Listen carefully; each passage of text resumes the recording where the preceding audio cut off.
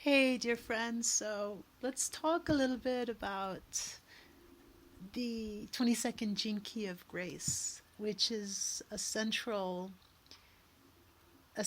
pillar. It's like the heart of the whole opus of the gene keys in a way. I guess you could say that about the other keys as well. As we know, they're all fractal and holographic, and at the same time, the 22nd gene key is such a beautiful pathway. It goes from the Shadow of Dishonor to the City of Grace through the pathway of graciousness.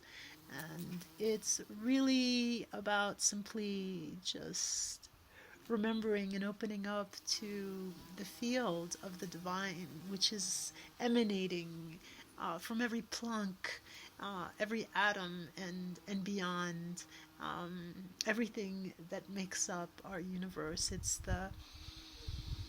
It's the aroma of spirit itself, and is such a beautiful pathway because dishonor is basically about somehow separating from that wholeness.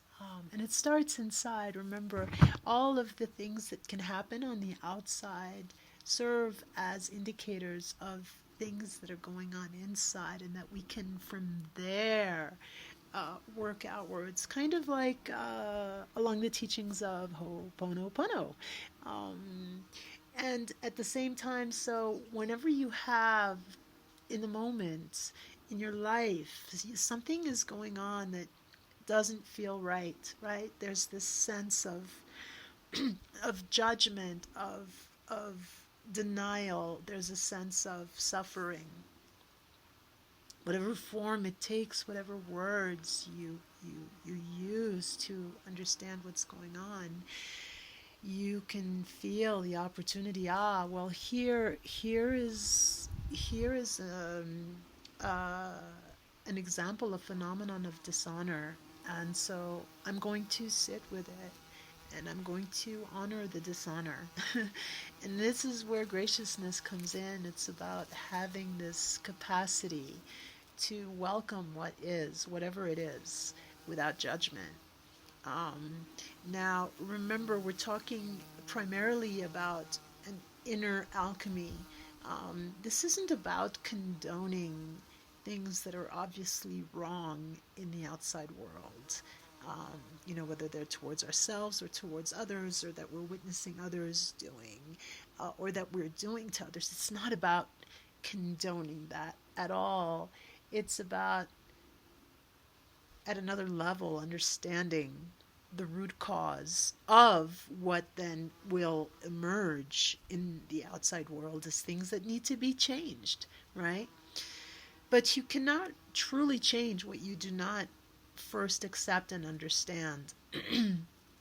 And so there's a really beautiful mudra for grace, which basically involves interlocking the pinkies and then having the one hand rest upon the other. I'm not sure which one is underneath, by the way.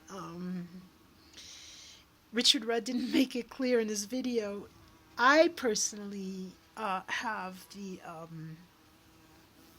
the left hand underneath, and then the thumbs like this, and the hands rest in your lap, and you can visualize, you can feel whatever it is, this dishonor.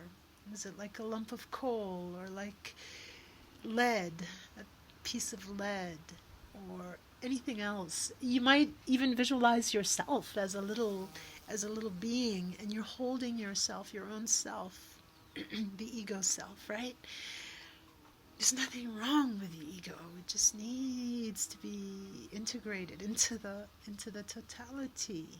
And so you hold this in your palm, and you breathe. And this pathway from dishonor to grace through graciousness is just that. It's so simple. And you just hold it,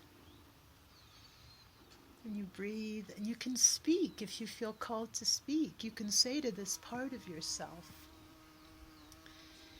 I see you, I feel you, I hear you, I care.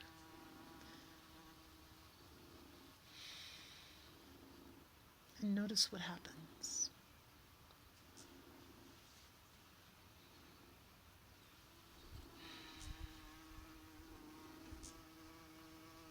This is this is offered